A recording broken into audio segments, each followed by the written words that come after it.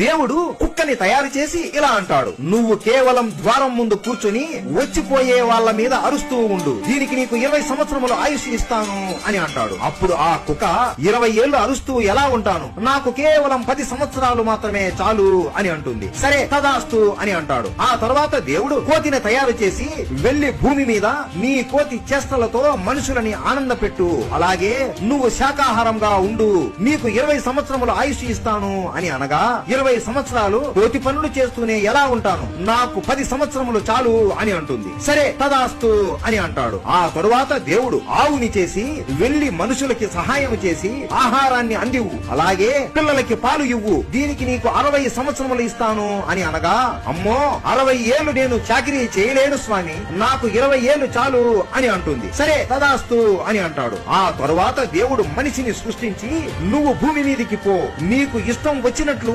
ఆనందంగా బ్రతుకు, తిను తాగు, శృంగారం చెయ్యి, ఏ పని అయినా నీకు ఇష్టం వచ్చినట్లు చేసుకో, దీనికి నీకు 20 సంవత్సరములు ఆయుష్ ఇస్తాను అని అనగా, 20 ఏళ్లేనా, ఇది చాలా తక్కువ స్వామి, నాకు ఆవు వద్దనుకున్న 60 ఏళ్లు, కోతి వద్దనుకున్న 10 ఏళ్లు, కుక్క వద్దనుకున్న 10 ఏళ్లు ఉన్నాయి కదా, అవి కూడా నాకే ఇవ్వండి అని అనగా, దేవుడు నవ్వుకొని, సరే నీ ఇష్టం, కానీ మీరు మొదటి 20 సంవత్సరములు ఆడుకుంటూ సరదాగా గడుపుతారు, తరువాత 40 సంవత్సరములు ఆవులాగా గొడ్డి చాకిరీ చేసి కుటుంబం కోసం కష్టపడతారు, ఆ తరువాత 10 ఏళ్లు ముసలవాడిలాగా అయి కోతిలాగా మనవళ్ళు మనవరాలని ఆడిపిస్తారు, మిగిలిన 10 ఏళ్లు ఒక కుక్కలాగా వచ్చిపోయే వాళ్ళ మీద అరుస్తూ గుణుగుతూ ఉంటారు అని తదాస్తు అని మనిషిని పుట్టిస్తాడు. అలా మన జీవితం మొదలయ్యింది. వీడియో నచ్చినట్లయితే హర హర మహదేవా అని కామెంట్ చేయండి.